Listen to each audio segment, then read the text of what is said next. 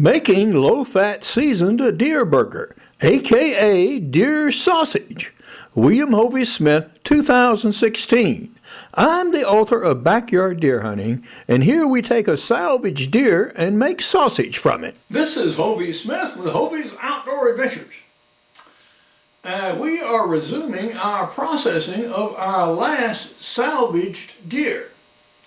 Now this deer was in pretty bad shape when I got to it, but we did manage to recover considerable meat, and in a previous video I actually dressed the deer as well as prepared the meat for making sausage, and we're obviously getting around to the sausage doings right now. Now I've made up my own seasoning here. We have used a variety of spices including oregano and dillweed and sage and cayenne pepper and black pepper and garlic powder and crushed red pepper and a little cumin. And this is going to give a brody, semi-Italian taste to the sausage. I make up all of my sausage seasonings from scratch, which has the risk that every batch of sausage tastes a little different from every other batch, but that makes it interesting. And I also do tri-patties as well, so we season as we go. Now, the base of this is actually salt. And I don't put cure in this sausage. And actually what this is, rather than being sausage, which contains about 30% fat and also contains a cure, this is more like a seasoned lean deer burger. So you have to cook it differently from sausage because it doesn't have all that fat. So basically I'm taking the best there is in the sausage mix so far as health is concerned, that is these spices, which are good for you, removing the fat. So this is more correctly a seasoned deer burger. Consequently, it has to be frozen until used. So this is a fresh sausage. This is not something you could put in a casing and cure because it would be unsafe. But that's what we're going to make. Now, get out the deer burger, which is now well cooled, and you want to process everything while it is cool. The reason I'm wearing this cap in the house is because I have the kitchen cool as well. So everything is cool to cold, and it's going to be kept that way through the entire process. I have the tray loaded, and we're about to start the grinding. And the meat I'm using is unusually lean, as you see. There's almost no fat in this meat, which is just fine and just what was intended. And the meat was previously cut up into smallest chunks, so it's ready to go in.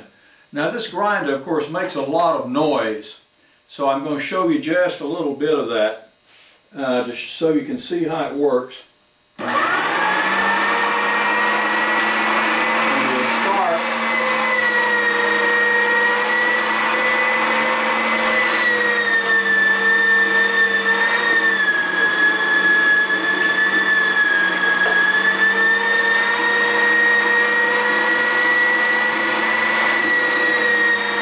And you push down through here.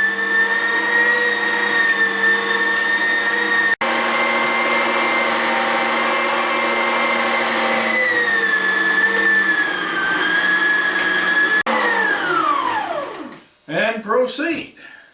And so we're going to finish and grind up the rest of this and then get started with the mixing itself. We've now finished the grinding stage, and this and two similar sized pans are in the refrigerator, and we're now going to put them in a single larger container so we can mix up all the sausage at once. This went pretty fast. Now, you do not wash this meat before you grind it. You don't want to add any moisture. This has been put in these plastic containers, and a little blood and stuff seeped out of the bottom, of course, and that you pour off. You want to keep this as dry as you possibly can. Now we get to the fun part of sausage making. That is the actual seasoning of it. Now we're going to do a couple of things. This is High Mountain bratwurst sausage seasonings. So we're going to use some of this We're also going to use some of this preparation that I have already done, but this is not quite enough to do this whole batch of sausage. But we're going to start out with this.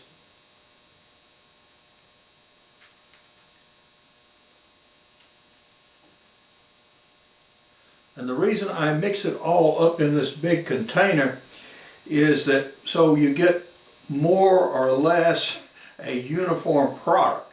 If you do it in smaller batches, each will taste a little bit different than the other. So we try for some uniformity here. So okay, let's just get into it and do it now.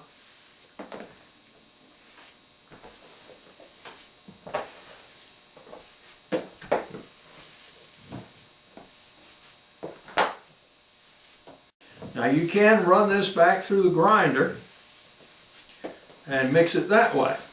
And if you did stuffed sausage, you would obviously do that. But this is the way we're going to do it. So now we'll mix it up. And the growling you hear in the background is one of my hound dogs, one of my cooking assistants here. And incidentally, if you drop a piece on the floor or anything like that, or well, guess who cleans it up in a hurry? So that's what you do with any that happens to fall. Okay.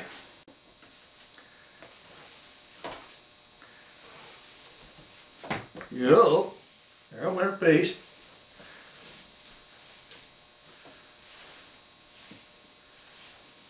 Clean up, crew. Woof woof. Woof.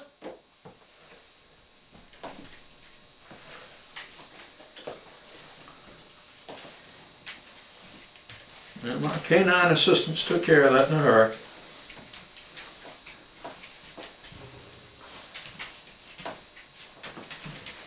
Sorry, other two, you're late.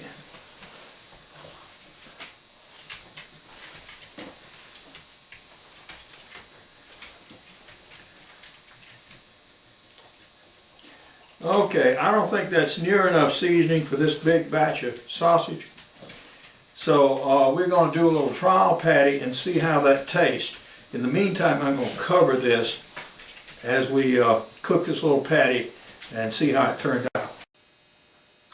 As you see, we have cooked our first trial patty of sausage here. And I'm going to see how it does. You notice there's no pink here. This is thoroughly done all the way through, and this is exactly how you should cook it.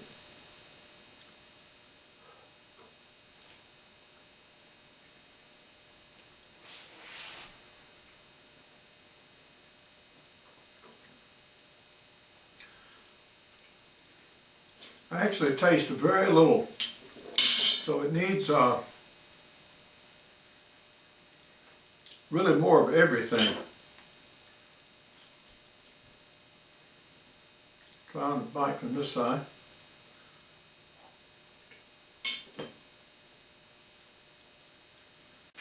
I'm going to add half a pack of this bratwurst mix,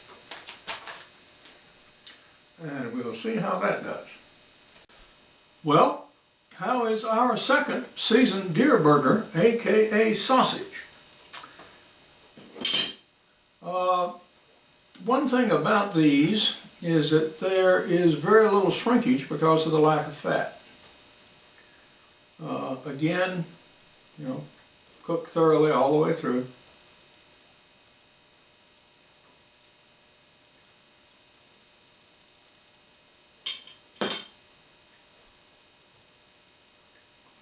I pick up the taste of cumin, the bratwurst taste.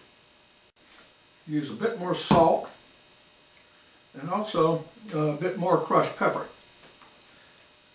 So we're going to add those. Now, one thing about sausage and pepper is the longer you keep the sausage, the hotter it seems to get. So you don't want to season it if you're going to use it for a long time, you know, keep it for a year or so. You don't want to season it to the maximum degree of heat, because it seems to gain heat over time as it loses moisture. To cook these sausages, you brown them on both sides and then you add a cup of water and allow that cup of water to evaporate in the fry pan. Then you flip it, you add a second cup of water, and then you let that cup of water evaporate in the frying pan. And by that time, your sausages are usually done all the way through, and they're still soft and moist. If you try to just straight dry fry them, this does not have enough fat to cook like conventional sausage. Well, we're getting here with trial patty number 3 now. And I can see an occasional pepper flake in here, which is, I think, good.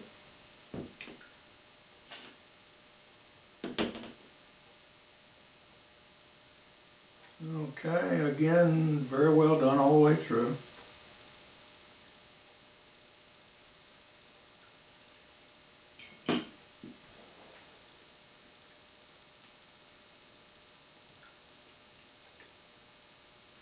Now that is there. This is a mild sausage. I get a little heat of pepper on the aftertaste.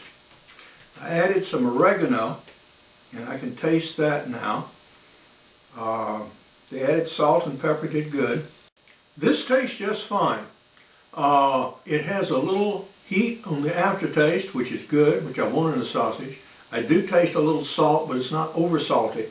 So this ranks as a very mild sausage indeed, which is about what I like. I don't like very hot sausages. Now, one thing about doing this yourself is you can change the seasoning mix to make anything you want to have. If you like a bratwurst taste, then you add more cumin and mace. But the main ingredient is salt. And salt is probably 4 to 5 times greater in proportion than any other ingredient or combination of them. If you want a southern sausage, then you add some more pepper, particularly crushed red pepper, and more sage usually, as well as some white pepper and cayenne. So that makes it hot and sagey. Or if you want an Italian taste, then you add caraway seed and oregano. So you can change this to however your family wants to have it and make exactly the sausage you want. I'm going to take this and just wrap it in Ziploc bags. If I was going to keep it for a period of years, I'd wrap it in Ziploc bags and then in paper. But I'm going to eat this up faster than that. So Ziplocs will do just fine. But now, this is Hovey Smith, reminding you to hunt what you eat and eat what you take. Be legal, be ethical, be safe, goodbye, God bless, and see you next time. Well, this is the final product as packaged, 23 pounds of custom-made deer sausage to my taste. Now, besides backyard deer hunting, I have other outdoor books, and these include extreme muzzleloading and crossbow hunting and practical bow fishing, and also a series of books on muzzleloading, e-books, including muzzleloaders for hunters, as well as shooting and maintaining your muzzleloader. I also have a line of profit-titled business books, the first of which is Ideas for New Businesses on how to start your own million or billion-dollar business. And here's a little blurb about me and about the book. Now, I enjoy the tactile feeling of handling the deer. Now, if you have diseased deer or any time you are processing hog meat, you need to wear gloves. Yeah, now do that. For more information on my books, blogs, and more than 475 videos, go to my website, www.hoveysmith.com. Good hunting and good eating from the outdoors. Goodbye, and God bless.